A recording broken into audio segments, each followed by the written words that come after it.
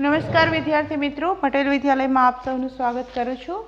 ધોરણ 12 આંકડાશાસ્ત્ર વિષયમાં આપણે સૂચકાંકની અંદર ટેક્સ્ટ બુકમાં સ્વાધ્યાય પહેલાનો એફ વિભાગ, સ્વાધ્યાય પહેલાના એફ વિભાગમાં ત્રીજો દાખલો આજે ગણીશું, જેમાં એકમ છે એના ઉપરથી ફેરફાર કરવાનો આવે છે, જેથી એ પ્રેક્ટિસ આપણે આજે કરીશું। હું અહીં લખું છું સ્વાધ્યાય પહેલું એફ સેક્શન અને એમાં ત્રીજો દાખલો આપણે ગણી રહ્યા છીએ।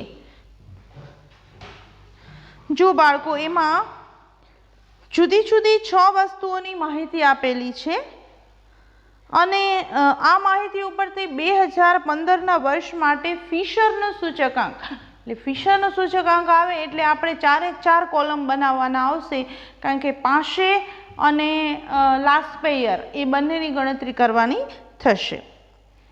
એ થી એફ સુધીની આપણને વસ્તુ આપેલી છે, એના જુદા જુદા એકમો આપેલા છે। જો બાળકો, પહેલા 20 કિગ્રા છે, તો 20 કિગ્રાના એકમને આપણે કેમાં લખીશું? કિગ્રામાં લખીશું। પછી ક્વિન્ટલ છે, ક્વિન્ટલમાં આપણે લખતા નથી, આપણે કિગ્રામાં જ લખી છે, એટલે 100 કિલો બરાબર 1 ક્વિન્ટલ થાય છે, એટલે આપણે અહીંયા 100 સાથે ભાગાકાર કરીશું ભાવનો। ત્યાર પછી સીમાં કિગ્રા જ છે, ડીમાં લીટર જ છે, ઈમાં મીટર અને એફમાં ડઝન છે, બરાબર। અને જથ્થો 20 નંગ અને 16 નંગ છે, તો આપણે ડઝનમાં જે છે આપેલા એને નંગમાં પણ કન્વર્ટ કરી શકીએ, અને ડઝનમાં એની ગણતરી કરવી હોય તો એમ પણ આપણે કરી શકીએ। તો આપણે જથ્થાનો ભાગાકાર કરવો પડે।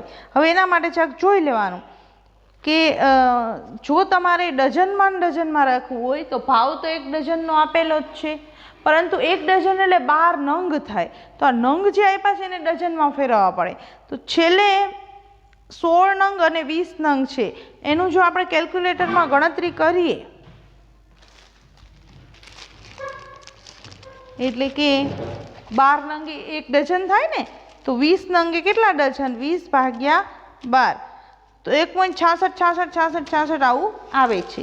તમે કરી શકો છો, પરંતુ મેં તમને એકવાર કીધું હતું કે આવું 1.666666 આવે તો કેલ્ક્યુલેટરમાં એ સંપૂર્ણ 666666 સુધી લેવું, નહીં તો પોઈન્ટનો નાનો માઇનોર ડિફરન્સ આવે છે, અને ઘણા બાળકો તેમજ પરીક્ષામાં પણ ઘણા બાળકોને પણ સમજાવવું અઘરું પડે છે કે ડિફરન્સ કેમ આવ્યો, અને પરીક્ષામાં પણ એના માર્ક્સ કપાય છે, એટલે બહુ ધ્યાન રાખવાનું રહેશે। 16 ભાગ્યા પણ એ રીતે આપણે બહાર કરીએ એટલે 1.333333 આવશે। ગણતરી વખતે એને ધ્યાનમાં લેવાના, તો આપણે ડઝનના ડઝન પણ રાખી શકીએ છીએ। હવે બાળકો, આપણે પહેલા કોષ્ટક બનાવી લઈએ।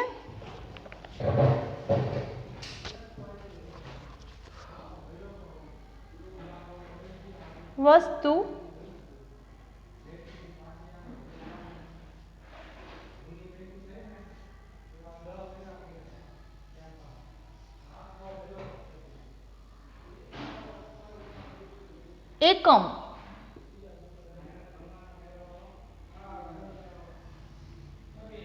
એકમ આપણે અહીંયા મેં કીધું એ રીતે ચેન્જ કરતા જઈએ છીએ। પહેલા 20 કિગ્રા છે, એના બદલે આપણે કિગ્રા લખીશું।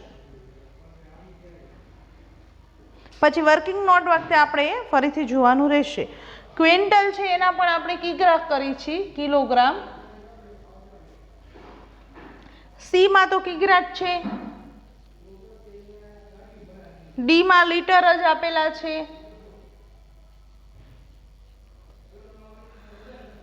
ઈની અંદર મીટર આપેલા છે,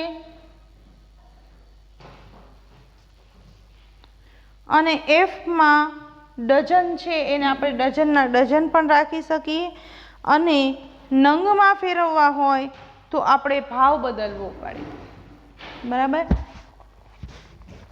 તો આપણે નંગમાં પણ ફેરવી શકીએ. અહીં આપણે ડઝનમાં શું કરવું એ તો શીખી ગયા, પણ એકમને આપણે નંગમાં લેશું તો પોઈન્ટ આપણે ઓછા આવશે. જેમ કે 36/12 કરશું તો 3 રૂપિયા આવી જશે. 30/12 કરશું તો આઈ થિંક 2.5 રૂપિયા આવી જશે. બરાબર, એટલે એ આપણને સરળ પડશે. હવે આપણે લખી નાખીએ P1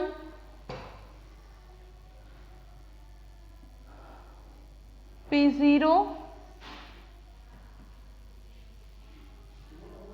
Q1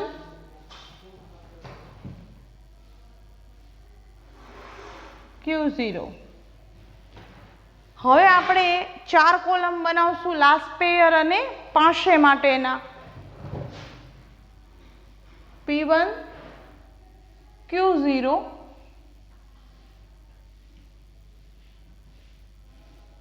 P0 Q0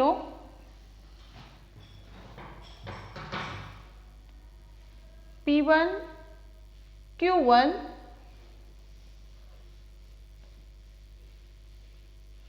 P0 Q1.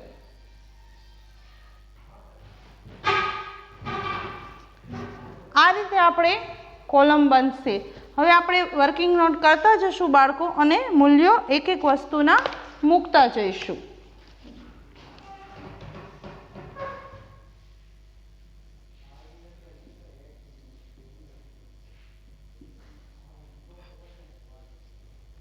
Working note.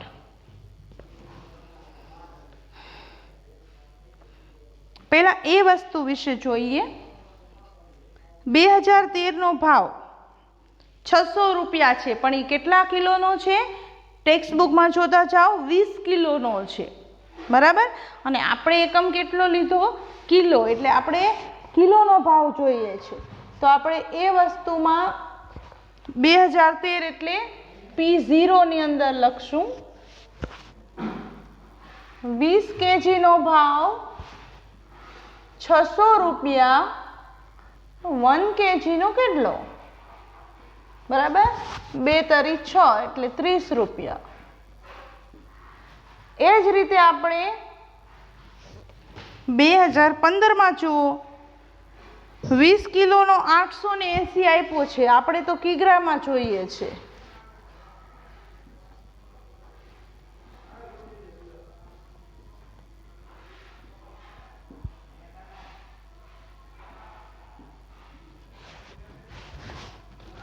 વીસ કેજીના 880 રૂપિયા. 1 કેજીના કેટલા?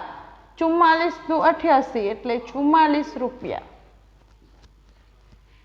હવે બાળકો હું પેલું પદ નથી મૂકતી, તમે હવે શીખી ગયા હશો. એક ઉપર આવી જાય, 20 છેદમાં આવી જાય, અહીં ગુણ્યા 600 થઈ જાય, એટલે 20 છેદમાં આવી ગયા તો 600/20 એટલે જવાબ આવશે 30. બરોબર, કારણ કે હવે આપણે આટલા દાખલા ગણ્યા એટલે તમને જે ગણિતની જે મેથડ હતી ત્રિરાશિની હવે યાદ આવી ગઈ હોય. એટલે આપણે લખીએ P1 માં 44 અને P0 ની અંદર 30. જથ્થો તો કિગ્રામાં જ છે એટલે આપણે કિગ્રામાં જ લખી નાખશું. Q1 12 છે અને Q0 5 છે. બરાબર, એ વસ્તુનું આપણે આ રીતે પૂરું કર્યું. હવે બી વસ્તુ છે એના ભાવ ક્વિન્ટલમાં આપ્યા છે. ટેક્સ્ટ બુકમાં મેં કીધું એ રકમમાં ધ્યાન આપો. બી ની અંદર એકમ ક્વિન્ટલ છે, આપણે કિગ્રા કરવાનો છે. તો 1 ક્વિન્ટલ બરાબર 100 કિગ્રા થાય, આવું આપણે પહેલા પણ કહી ચૂક્યા છીએ. બી વસ્તુ માટે 1 ક્વિન્ટલ બરાબર 100 કિગ્રા, 100 કેજી થાય. કિગ્રા. તો આપણને જે ભાવ આપ્યા છે એ કેટલા છે? 100 કિલોના છે.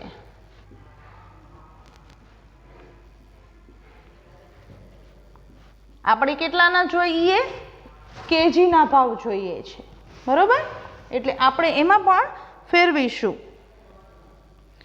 2013માં 1600 રૂપિયા છે જુઓ, અને 2015માં 2400. પહેલાં આપણે P1 કરી લઈએ. 100 kgના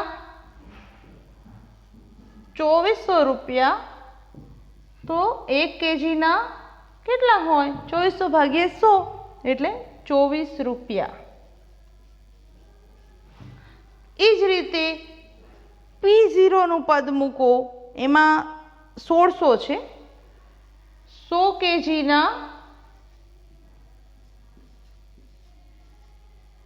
1600 રૂપિયા, 1 kgના કેટલા હોય?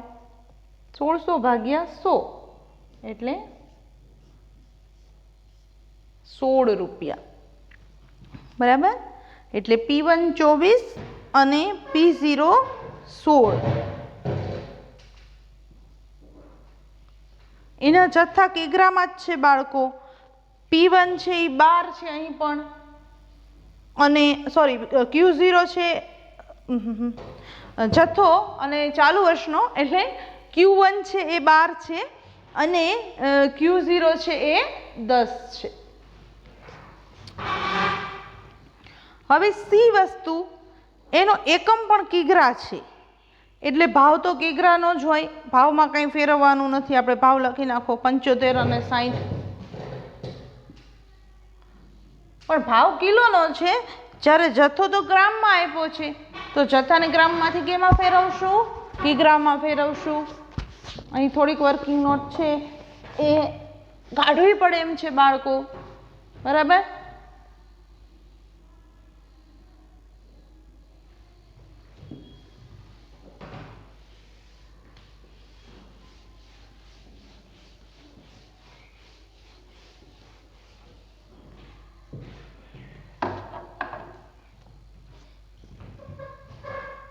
સી વસ્તુ, એમાં આપણે ભાવમાં કંઈ જ ફેરવવાનું નથી. ફરીથી યાદ રાખજો, ભાવ તો કિલોનો જ આપ્યો છે, પણ જથ્થો ગ્રામમાં છે, એ જથ્થાને આપણે કિલોમાં ફેરવીશું.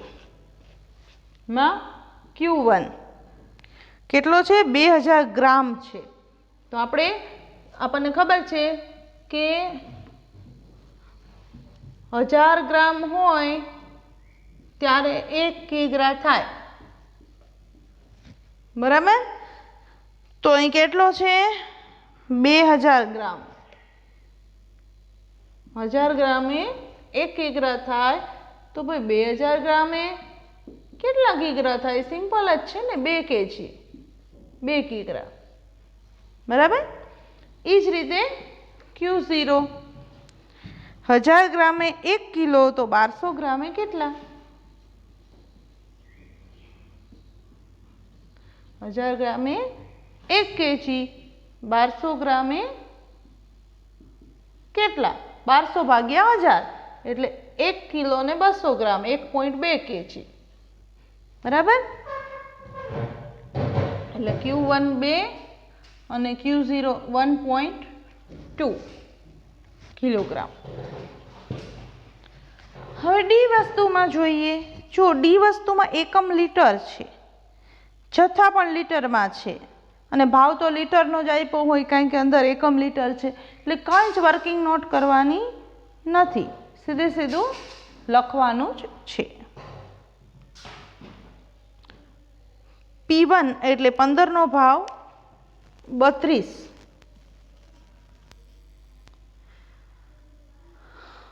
13નો ભાવ 52, Q1 એટલે 15નો જથ્થો 36, અને Q0 એટલે 13નો જથ્થો 30. હવે ડી વસ્તુ જુઓ. ડી વસ્તુમાં પણ બાળકો એકમ મીટરમાં છે, એટલે ભાવ તો મીટરના જ આપ્યા હોય, અને અંદર જે જથ્થો છે એ પણ મીટરમાં છે, એટલે એમાંય કાંઈ ચેન્જ કરવાનું નથી. એટલે આપણે એમાં પણ લખી નાખીએ P1 12 અને P0 8.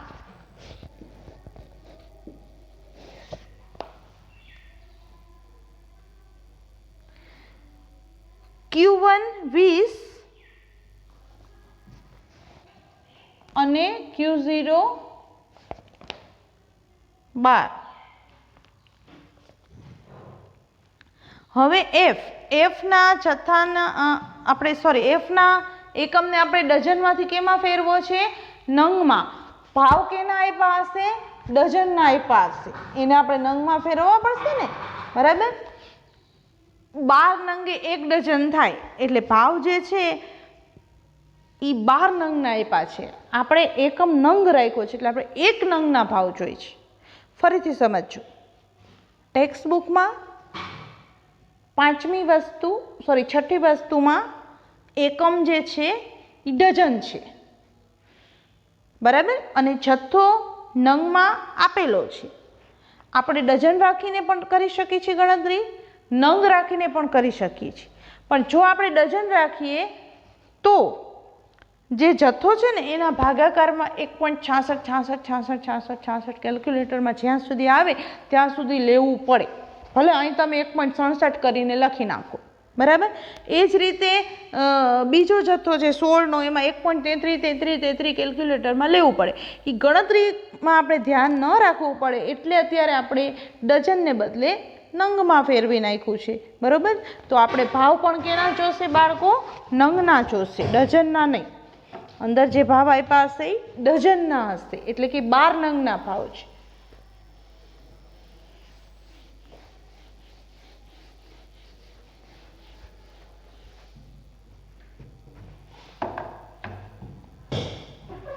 એક વસ્તુ ભાવ 1 ડઝન એટલે કે 12 નંગના આપેલા છે. આપણે તો એને નંગમાં ફેરવવા છે. તો આપણે પહેલા P1 જો 36 આપ્યા છે એટલે આપણે લખશું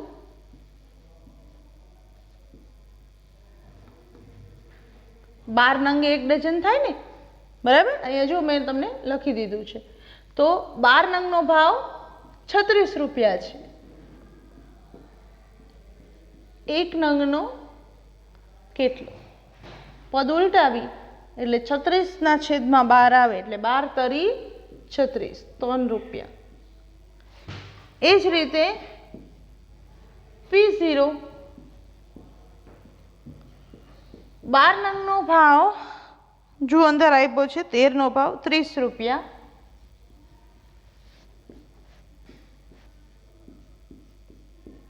1 નંગનો કેટલો?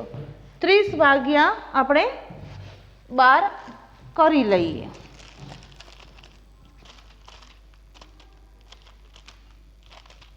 બે 2.5 બરાબર છે અંદાજમાં. તો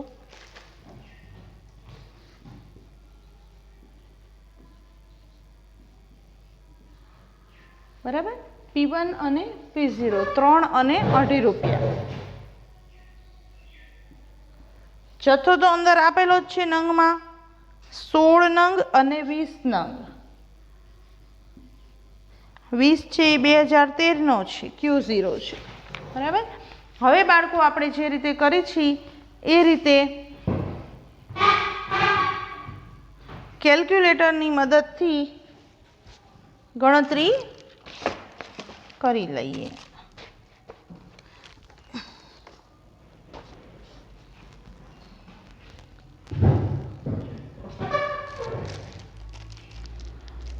P1 અને Q0 એટલે પહેલું અને છેલ્લું ખાનું.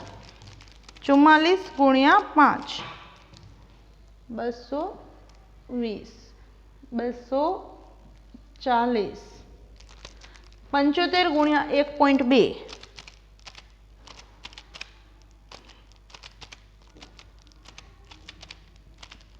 90,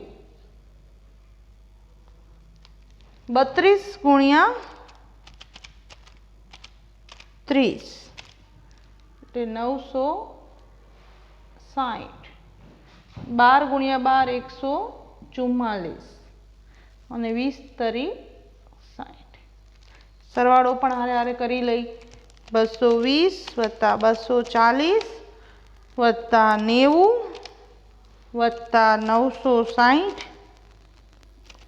144 અને 60 એટલે 1714 એ સિગ્મા P1 Q0 આવે. હવે P0 Q0 એટલે બીજું ખાનું અને ચોથું ખાનું 150 16 દાણ 160 60 ગુણ્યા 1.2 એટલે 72 52 ગુણ્યા 30 એટલે 1560 12 અઠ્ઠા 96 અને 50 થાય ને 25 દુ 50 બરાબર. આનો સરવાળો કરી લઈ 150 વત્તા 160 વત્તા 72 વત્તા 1560 વત્તા 96 વત્તા 50 2088 સોરી.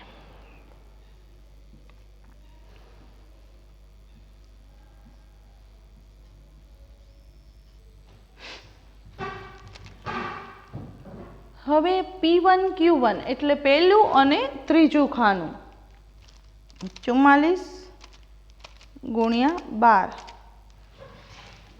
એટલે 528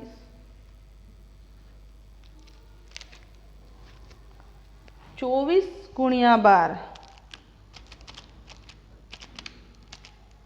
288 75 ગુણ્યા 2 એટલે 150 32 ગુણ્યા 36 એટલે 1152 12 ગુણ્યા 20 એટલે 12 દુ 24 240 16 તરી 48 528 વત્તા 288 વત્તા 150 વત્તા 1152 વત્તા 240 વત્તા 48 એટલે 2406 સિગ્મા P1 Q1. હવે P0 અને Q1 એટલે વટલા બે ખાના 12 તરી 36 360 16 ગુણ્યા 12 192 60 દુ 120 52 ગુણ્યા 36 1872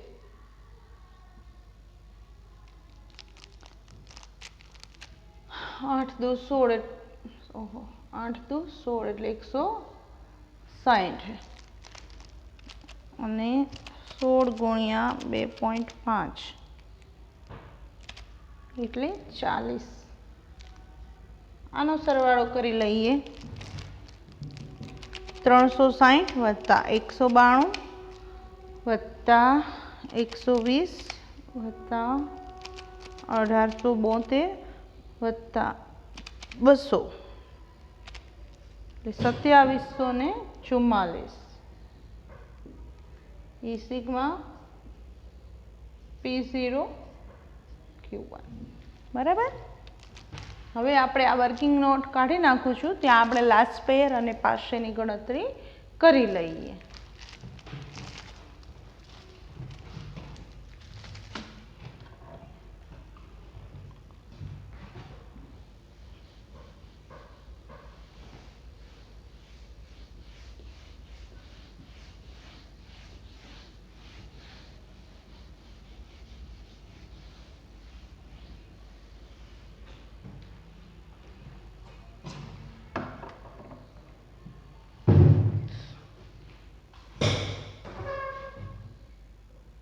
લાસ્ટ પેયર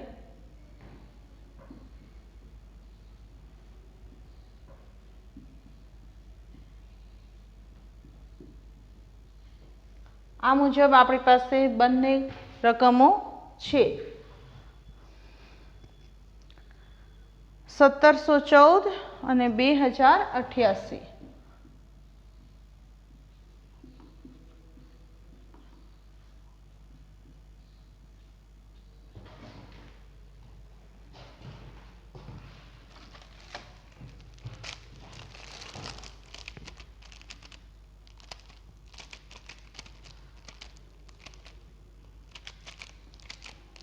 $82.09.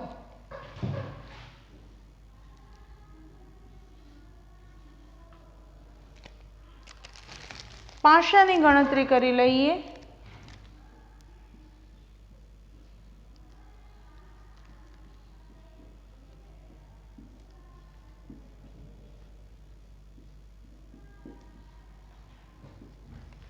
આપણી પાસે એ બંને કોલમ પણ છે, 2406 અને 2744.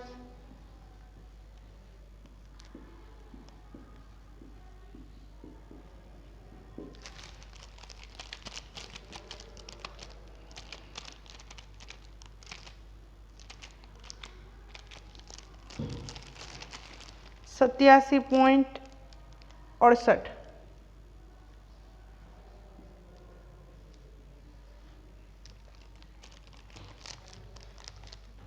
હવે ફિશરની ગણતરી કરી લઈ.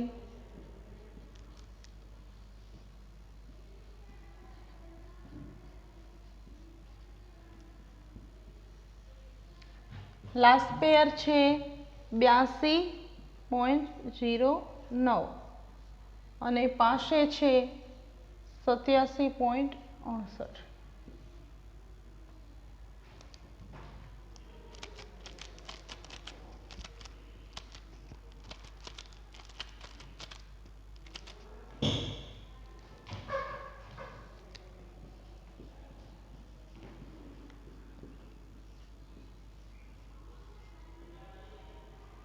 નું વર્ગમૂળ 84.84.